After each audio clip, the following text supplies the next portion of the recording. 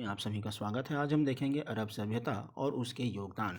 तो अरब सभ्यता और उसके योगदान की जब हम चर्चा करते हैं तो इसका थोड़ा सा परिचय सबसे पहले देखेंगे।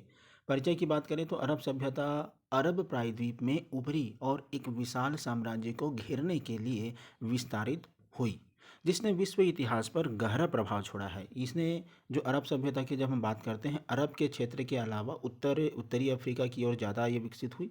7वीं शताब्दी में इस्लाम के उदय से लेकर अब्बासिद खलीफा के चरम तक अरब संस्कृति फली फूली और विभिन्न क्षेत्रों में महत्वपूर्ण योगदान इन्होंने दिया। प्रारंभिक अरब समाज की बात करते हैं। इस्लाम के उदय से पहले अरब समाज मुख्य रूप से आदिवासी था, जिसकी विशेषता खाना बदोशी जीवन शैली, मौखिक परंपराएं और बहुदेववादी मान्यताएं थी।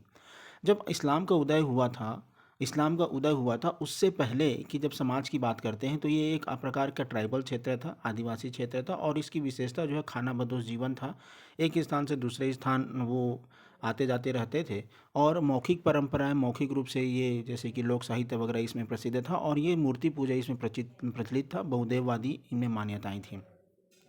मक्का में काबा तीर्थ यात्रा और व्यापार के केंद्र के रूप में कार्य करता था, जो अरब प्रायद्वीप के व्यापार और यात्रियों को आकर्षित करता था। मक्का क्या था? एक प्रकार का तीर्थ यात्रा था और यहाँ व्यापार के केंद्र में इसका क्या हुआ? विकास हुआ, जो अरब प्रायद्वीप के क्षेत्र में, जो अरब क्षेत्र के व्यापार और यात्रियों को आकर्षित करने का केंद्र था और ये बहुत ज़्यादा विकास इस समय इसका दिखाई दिया था। अब जब इस्लाम का उदय होता है 7वीं शताब्दी की शुरुआत में, पैगंबर मोहम्मद द्वारा स्थापित इस्लाम ने खंडित अरब जनजातियों को एकता में पिरोया और एक नई धार्मिक और सामाजिक व्यवस्था को क्या किया? स्थापित किया। मोहम्मद द्वारा प्राप्त रहस्योद्घाटन ने इस्लामी विश्वास की नींव रखते हुए एकेश्वरवाद, सामाजिक न्याय और नैतिक आचरण पर जोर दिया। मतलब मोहम्मद साहब ने एक प्रकार का क्या दिया? अपने ग्रंथ के बारे में जानकारी दी, अपने इस्लामी शिक्षा को दी। तो इसी को कहा गया है, मोहम्मद साहब ने रहस्योद्घाटन का क्या किया? प्रादुर्भाव किया और इस्लामी विश्वास को उन्होंने सींचा, एकेश्वरवाद का प्रचार प्रसार किया।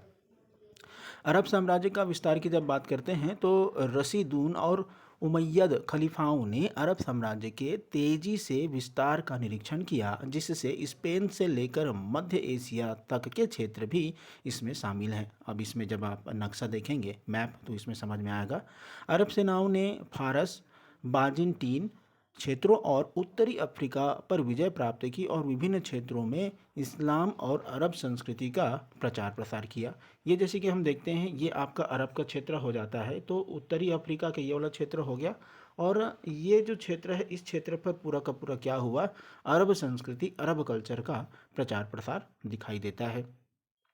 इसके बाद जो इस्लामिक स्वर्ण युग है, इस्लामिक स्वर्ण युग अब्बासिद खलीफा 750 ईस्वी से 1258 ईस्वी तक ने अरब सभ्यता के शिखर को चिन्हित किया, जिसे इस्लामी स्वर्ण युग के रूप में जाना जाता है। जो इस्लाम का जो परचम है वो 750 से लेकर से 1258 ईस्वी तक बहुत ज़्यादा फैला है और अब्बासिद शासन के तहत बगदाद शिक्षा, संस्कृति और नवाचार को केंद्र बनाया गया, जिसने मुस्लिम दुनिया भर के विद्वानों, वैज्ञानिकों और कलाकारों को आकर्षित किया।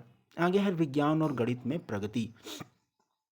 अरब विद्वानों ने गणित, खगोल विज्ञान, चिकित्सा सहित विभिन्न वैज्ञानिक विषयों में महत्वपूर्ण योगदान दिया। अल ख्वारिज्मी जैसे गणितज्ञों ने बीजगणित विकसित किया और पश्चिमी दुनिया में भारतीय अंकों को पेश किया, जिससे आधुनिक गणित की नींव पड़ी।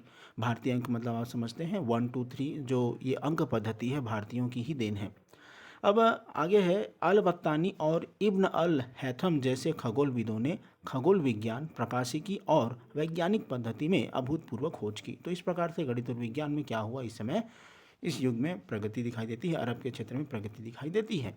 औषधि और औषध विज्ञान की बात करें तो ग्रीक और भारतीय परंपराओं से प्रभावित होकर अरब चिकित्सकों ने अनुभवजन्य अवलोकन का प्रयोग के माध्यम से चिकित्सा विज्ञान को उन्नत किया, ग्रीक परंपरा और भारतीय परंपरा के चिकित्सा से ग्रहण करके।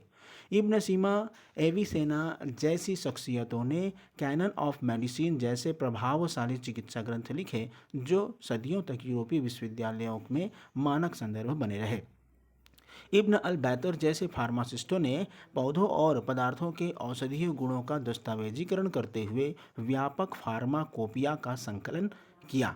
आगे है 8वां नंबर की बात करते हैं दर्शन और साहित्य। जब इसमें देखेंगे अरब दार्शनिकों ने ग्रीक, फारसी और भारतीय विचारों को इस्लामी धर्मशास्त्र के साथ मिश्रित करके इस्लामी दर्शन के विकास में महत्वपूर्ण योगदान दिया। अल फराबी, इब्न रुश्द, एवरोज और इब्न सीना जैसे विचारकों ने इस्लामी दुनिया में बौद्धिक प्रवचन को आकार देते हुए नैतिकता, तत्वमीमांसा और राजनीतिक सिद्धांतों के विषय में खोज की। अरबी साहित्य अरबी साहित्य अल मुतनब्बी और अल मारी जैसे कवियों ने कार्यों से फला फूला और जिन्होंने अपनी कविता से प्रेम, प्रकृति और रहस्यवाद के विषयों को प्रदर्शित किया, उसको व्यक्त किया।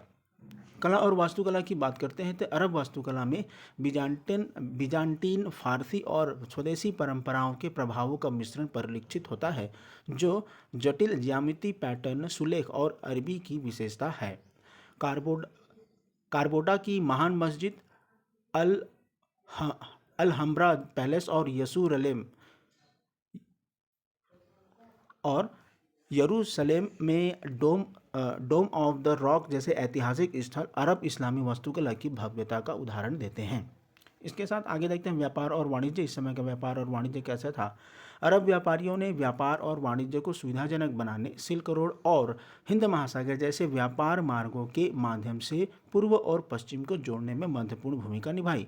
तो हिंद महासागर आपको पता है, जो हमारा भारत है, भारत के नीचे का क्षेत्र हिंद महासागर है, और सिल्क रोड इसको जोड़ने का महत्वपूर्ण भूमिका निभाई। बगदाद, काहिरा, दमिश्क जैसे शहर सांस्कृतिक आदान प्रदान और आर्थिक समृद्धि को बढ़ावा देने वाले जो हलचल भरे वाणिज्यिक केंद्रों के रूप में विकसित हुए। मतलब बहुत ज़्यादा यहाँ आदान प्रदान या व्यापार वगैरह होता था, बहुत ज़्यादा हलचल यहाँ होता था।